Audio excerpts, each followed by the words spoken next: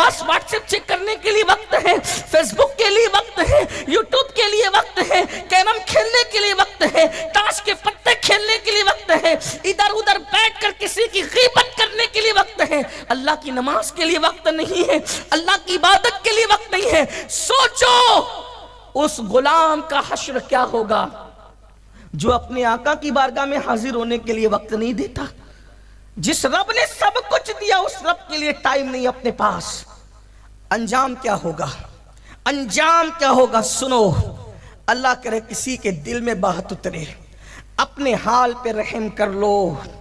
اس سے پہلے کہ ہماری نماز جنازہ پڑھی جائے نمازی بن جاؤ، اس سے پہلے کہ موت کا فرشتہ آ کر ہمارے جسم کا تعلق ہماری روح سے توڑ دے بدل جاؤ، ورنہ پچھتانے کے سوا کچھ ہاتھ نہیں آئے گا۔ یہ بڑے بڑے مکانات، یہ بڑی بڑی کاریں، یہ بڑا بڑا بینک بیلنس، یہ بڑی بڑی جائیداد، یہ کھیتیاں سب یہیں رہے گی۔ کفن میں کچھ نہیں لے جانا ہے اعمال کے سوا۔ جو کفن میں لے جانا ہے اس کے لیے ٹائم نہیں، جو یہاں پڑی رہ جانا ہے اس کے لیے رات دن محنت۔ جھوٹ بول بول کے مال کما رہے ہیں، ناپ تول میں کمیاں کر رہے ہیں، لاٹریاں کھیل رہے ہیں، جوا کھیل رہے ہیں، سود کھا رہے ہیں۔ جو سب چھوڑ کر جانا ہے اس کے لیے رات دن محنت، جو قبر میں لے جانا ہے اس کے لیے کوئی محنت نہیں۔ تو اپنے سچے نبی نے فرمایا، میری ماں اور بہنوں کی بھی خاص توجہ، یہ بات صرف مردوں کے لیے نہیں ہے، یہ عورتوں کے لیے، ہر انسان کے لیے ہے۔ میرے آقا فرماتے ہیں صلی اللہ علیہ وآلہ وسلم کہ جب بے نمازی کو اس کی قبر میں رکھا جاتا ہے تو 99 سانپ 99 سانپ اس کی قبر میں ڈال دیے جاتے ہیں اللہ کی طرف سے۔ 99 سانپ، یہ کوئی کہانی قصہ نہیں، یہ کسی عام انسان کی بات نہیں، یہ اللہ کے رسول کا فرمان۔ اور نبی کی حدیث کا انکار کرنے والا اور مذاق اڑانے والا مسلمان نہیں ہو سکتا۔ اپنے نبی نے فرمایا، اپنے سچے رسول نے فرمایا، 99 سانپ اللہ اس کی قبر میں مسلط کرتا ہے۔ اور ان سانپ کی طاقت کا عالم کیا ہے؟ ارشاد فرمایا وہ جو 99 سانپ ہیں اس میں سے ایک ایک سانپ کی قوت کا حال یہ ہے کہ اگر وہ سانپ کسی پہاڑ پہ ڈنک مار دے تو پہاڑ ریزہ ریزہ ہو جائے، اگر وہ سانپ دنیا میں پھونک مارے، پھنکار دے تو اس کی گرمی سے سارے انسان مر جائے۔ ایک سانپ اتنی طاقت والا ہے، ایسے طاقتور 99 سانپ بے نمازی کی قبر میں مسلط کیے جاتے ہیں۔ اس نے اگر فجر کی نماز نہیں پڑھی تھی تو ظہر تک وہ سانپ اس کو ڈستے رہتے ہیں۔ اللہ اکبر، پھر ظہر نہیں پڑھی تھی، عصر تک وہ سانپ اس کو ڈستے رہتے ہیں۔ مغرب نہیں پڑھی تھی، مغرب تک کے وہ سانپ اس کو ڈستے رہتے ہیں۔ عشاء نہیں پڑھی تھی، اللہ اکبر، مغرب نہیں پڑھی تھی، عشاء تک سانپ ڈستے رہتے ہیں۔ عشاء نہیں پڑھی تھی، فجر تک سانپ ڈستے رہتے ہیں۔ یہ ڈسنے کا سلسلہ اللہ اکبر اس وقت تک چلتا رہے گا جب تک اللہ چاہے گا۔ اب آپ مجھے بتائیں، اگر چھوٹا سا کیڑا ہمیں ڈنک مار دے، اگر چونٹی ہمیں کاٹ لے، کتنی تکلیف ہوتی ہے، کتنا درد ہوتا ہے۔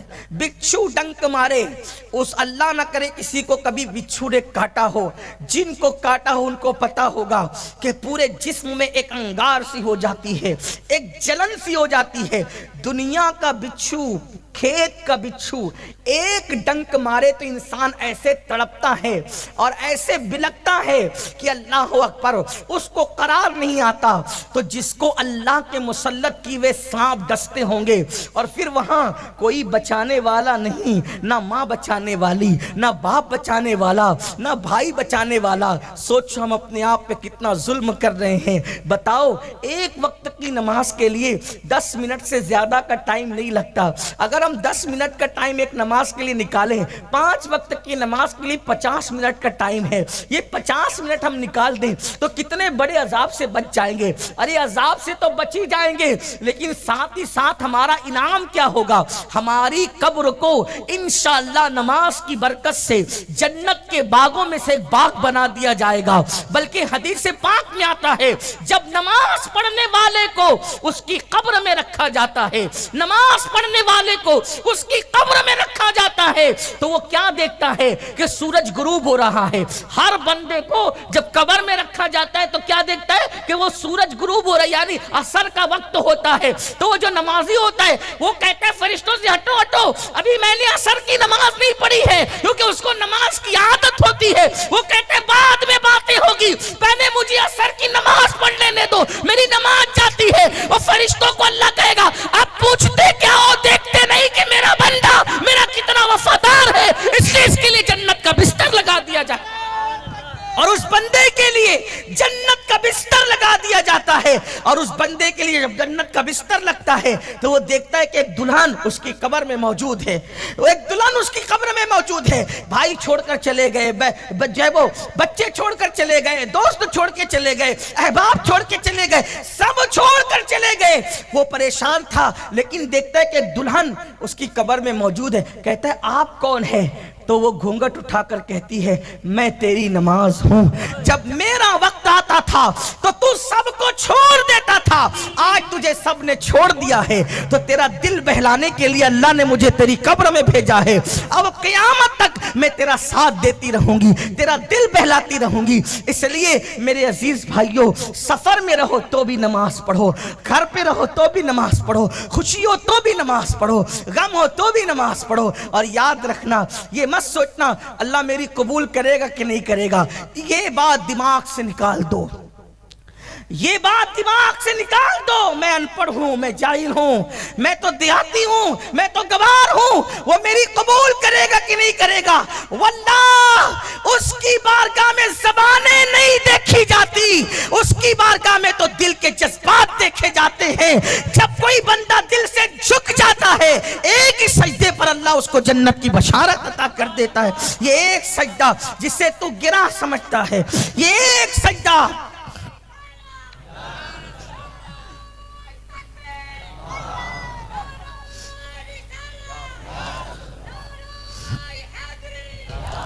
یہ ایک سجدہ جسے تو گرا سمجھتا ہے، ہزار سجدوں سے دیتا ہے آدمی کو نجات۔